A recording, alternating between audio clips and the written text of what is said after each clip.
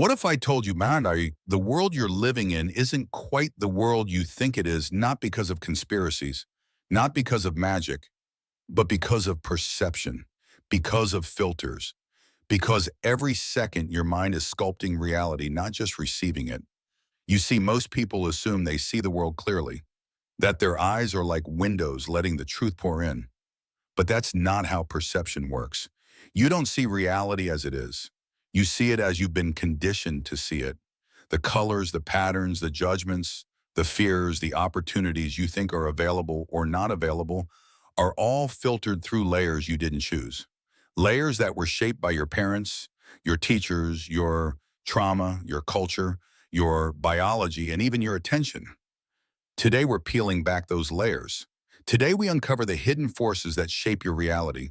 And once you see them, you can finally begin to reshape your world on your own terms.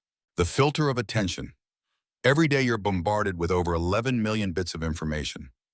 Colors, sounds, temperature, body sensations, faces, lights, shadows, memories, smells, emotions, thoughts.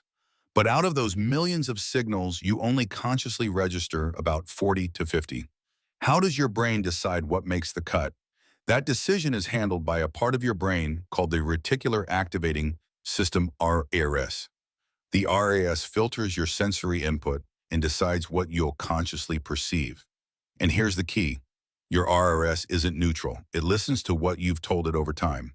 If you're always worrying about money, your brain highlights every moment where money is scarce. If you believe people can't be trusted, your brain zooms in on betrayals, even small ones, while overlooking love and loyalty. If you think you're not good enough, your brain emphasizes rejection, failure, and criticism. Even when praise is present, you'll barely feel it. Your attention doesn't just observe the world, it sculpts your experience of it. This is why two people can walk through the same city on the same day and report completely different realities. One sees danger, one sees beauty, one sees chaos, one sees opportunity. Neither of them is wrong. They're just living in two different mental universes. So the first hidden force that shapes your reality is the story your attention has been trained to tell. Beliefs, the invisible blueprint. Let's go deeper. Under your attention lies something even more powerful: beliefs. Beliefs aren't just ideas you think about. They're instructions your subconscious follows without question. They operate like the blueprint of a building. You don't see the blueprint every day, but every wall, every floor, every room exists because of it.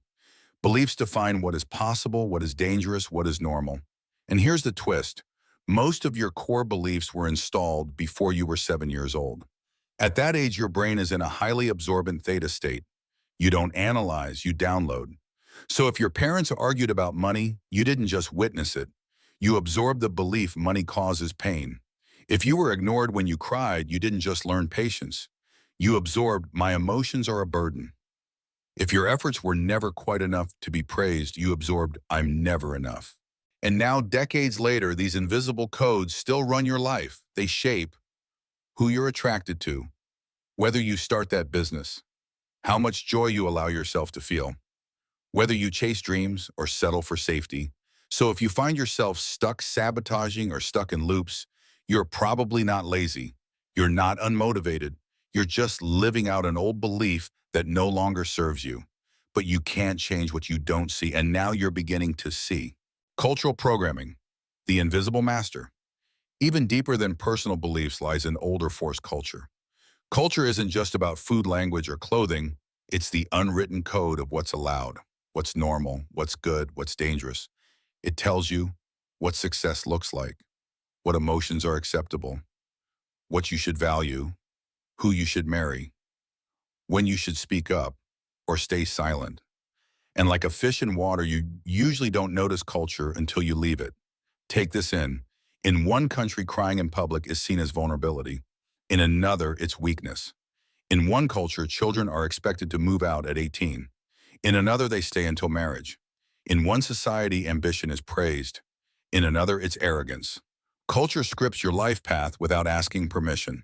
And the most dangerous part, you might be rejecting your dreams not because they're wrong, but because they clash with your cultural programming. You might not think you're allowed to start over at 50, make money through art, choose not to marry, live without children, leave religion, travel instead of climb the ladder. But those are cultural permissions, not universal truths. Once you start questioning them, a whole new reality opens up. You don't need to burn the old system down.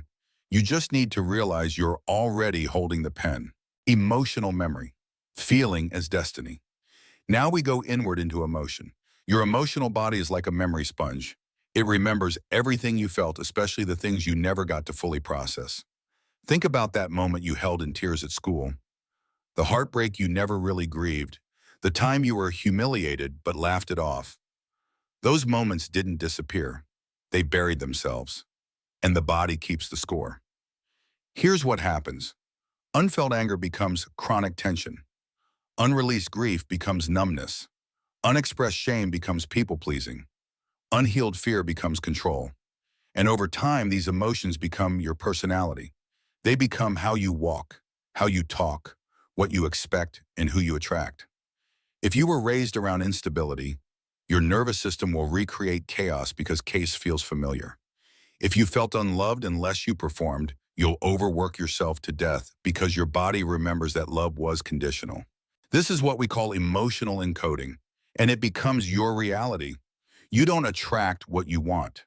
You attract what you unconsciously expect based on how you feel. Change your emotional patterns and you'll change your life trajectory. Nervous system reality. Let's talk about the nervous system. This is your body's security system, its internal radar. When it senses safety, you relax, explore, connect. When it senses danger, you shut down, lash out, freeze, or run. But here's the trick. Your nervous system doesn't know the difference between a real threat and a perceived one. So if as a child expressing emotion got you in trouble, your nervous system might still shut down every time someone raises their voice. If taking risks led to punishment, you might physically panic before every new opportunity. And this response isn't just in your head, it's in your body. Tight chest, shallow breath, cold hands, racing heart. So what happens? You start to think, maybe I'm not cut out for this. Maybe I'm just lazy. Maybe I'm not confident enough. But it's not a mindset issue. It's a nervous system calibration issue. Once you regulate your nervous system through breathwork movement, somatic therapy, you regain access to a whole new layer of possibility. The quantum field, where attention creates. Let's step into the realm of quantum physics. I'm not going to give you a science lecture, but here's the part that matters. In quantum theory, particles exist in a state of probability until they're observed. Observation collapses possibility into reality. Now take this idea into human consciousness. Your attention is a form of observation, and that means your consistent attention selects your version of reality out of infinite options. You want to find love. Focus on connection, openness, and self-worth.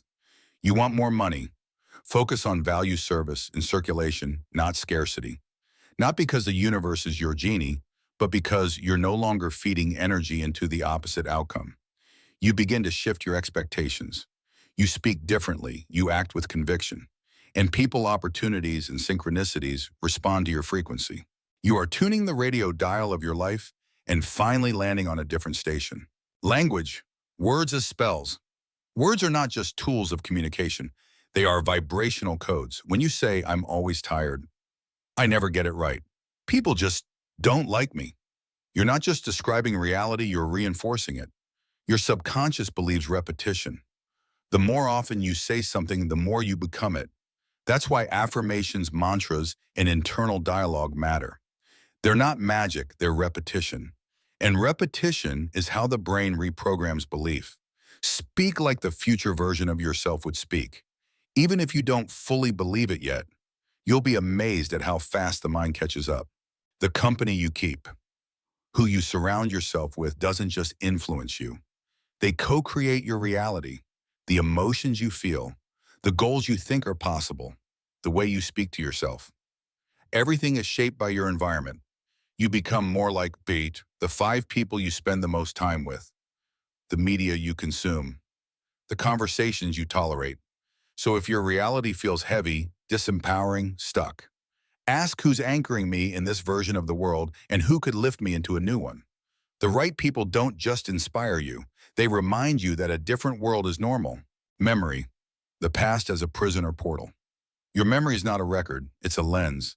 And often that lens is cracked. We remember trauma vividly. We remember joy vaguely. We replay rejection in high definition, but blur the triumphs. And the stories we tell ourselves about the past shape what we believe is possible for the future. So if you say, I've always been unlucky, I always mess things up, no one has ever loved me for who I am, you're not just telling a story, you're sealing a fate. But memory is plastic. You can reinterpret your past. You can see resilience where you once saw failure. You can see strength where you once saw shame. Your past doesn't define you. Your relationship to your past does. And that can be rewritten. So now that we've pulled back the curtain, what do you see? You see that your reality isn't static. It isn't pre-written.